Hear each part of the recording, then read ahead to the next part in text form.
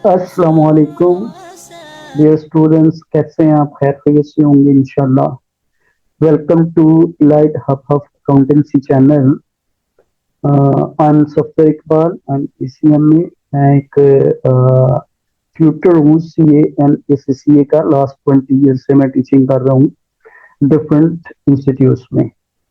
तो आज इंशाल्लाह मैं आपको जो है चंद टिप्स दूंगा to be successful in SCA June examination 2025।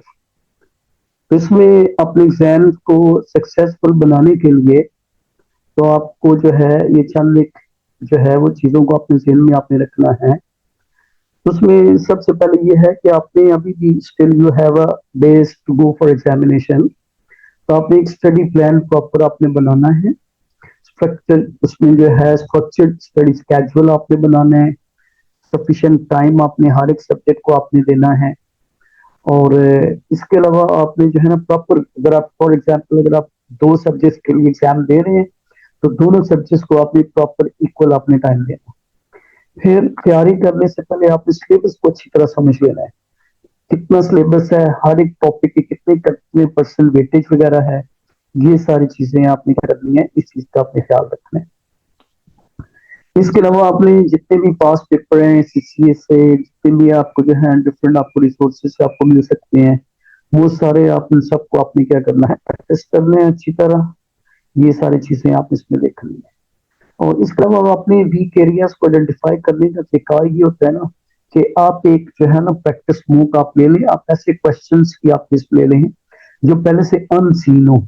तो उसके लिए आप क्या करें, अपना टाइम वगैरह सेट करके आप उसको जो है सॉल्व करें। फिर आप देखें कौन से एरियाज में आपकी क्या है वीकनेसेस हैं, उनको फिर आप आइडेंटिफाई करके उसके ऊपर आप फिर ज्यादा तवज्जो दें। ठीक है। इसके अलावा कोर्सेज आउटलाइंस के साथ सिलेबस के साथ आपने अपने आप को अपडेट करना है। कहीं ऐसा ना हो कि लास्ट 6 मंथ्स में जो चेंजेस आई हो और आपको इस चीज का पता ना हो और आप वो सिलेबस में या इंक्लूड कर रहे हो या एक्सक्लूड कर रहे हो। अगर इंक्लूड कर रहे हैं तो फिर आपका टाइम जाया हो रहा होगा। अगर एक्सक्लूड कर रहे हैं तो फिर एग्जाम पॉइंट ऑफ व्यू से आप उसको मिस कर रहे हैं।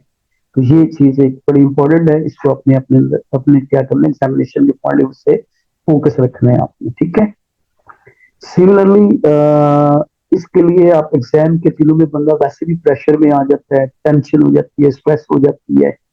तो इसके लिए कुछ आपने रिलैक्सेशन टेक्निक्स आपने यूज करनी है। इसके लिए आप किसी रिसोर्सेज भी यूज कर सकती हैं, मटेरियल भी यूज कर सकते हैं। उसका तरीका ये होता है ना कि आप पास्ट क्वेश्चंस को देखें, पास्ट पेपर क्वेश्चंस को रखें सामने और उसके लिए टाइम सेट करके आप उसको सॉल्व करें। और इस तरह आप जो है ना अपना टाइम भी प्रॉपरली एलोकेट कर सकते हैं वाइजली कल को एग्जाम के दौरान। तो पहले से आपको पता होगा कि भी आपने कितने टाइम पे उसको क्या किया है, उसको अटेम्प्ट किया है।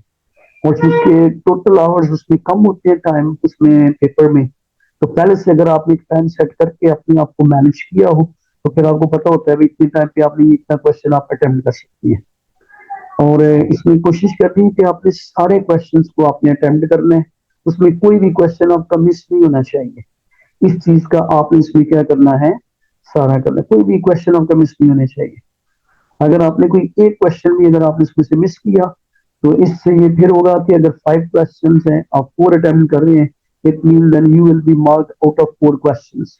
तो इस चीज का आपने क्या करना है, एग्जामिनेशन के दौरान अपना ख्याल रखना है। ठीक है जी।